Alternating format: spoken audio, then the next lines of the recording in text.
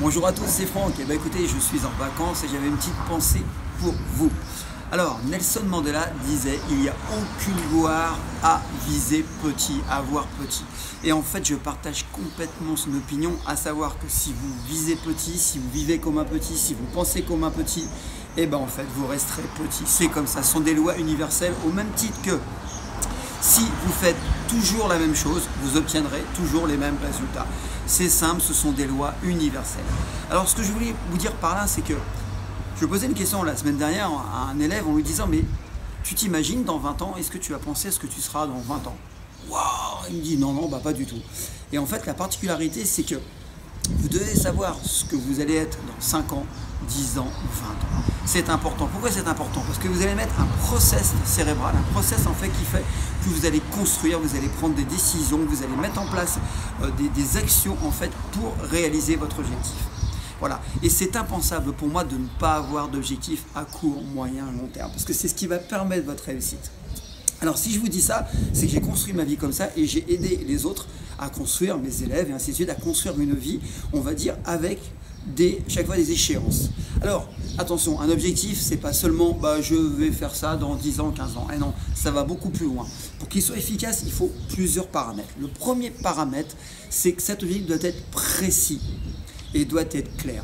Il ne suffit pas, par exemple, si on veut maigrir, de dire je vais perdre du poids. Non, je vais perdre 5 kilos. Si on veut prendre du muscle, c'est je vais prendre 2 cm de bras. Il faut qu'il soit précis pour votre intellect, en fait, il puisse le matérialiser.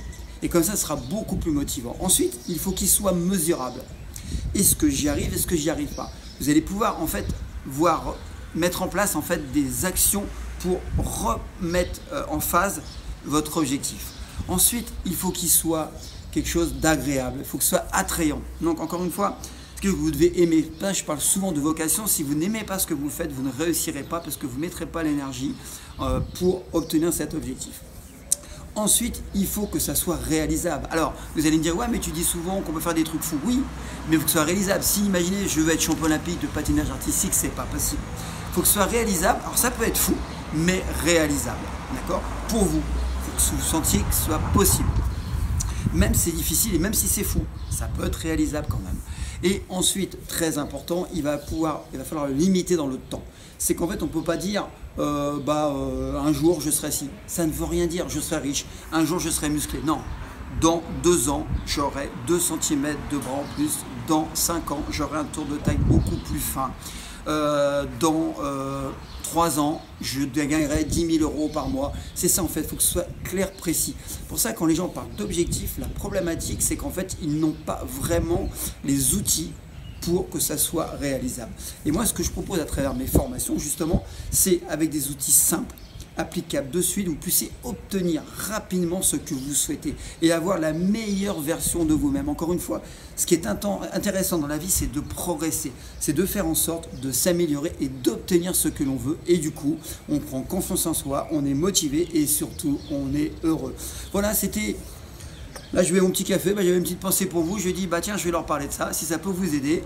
Et encore une fois, allez voir le lien qui est dans la description sous la vidéo, parce que vous verrez, je propose plein de formations et vous allez voir que ce soit pour le sport, pour le bien-être, pour la santé, pour la réussite, ce sont toujours les mêmes sujets, toujours les mêmes actions à mettre en place.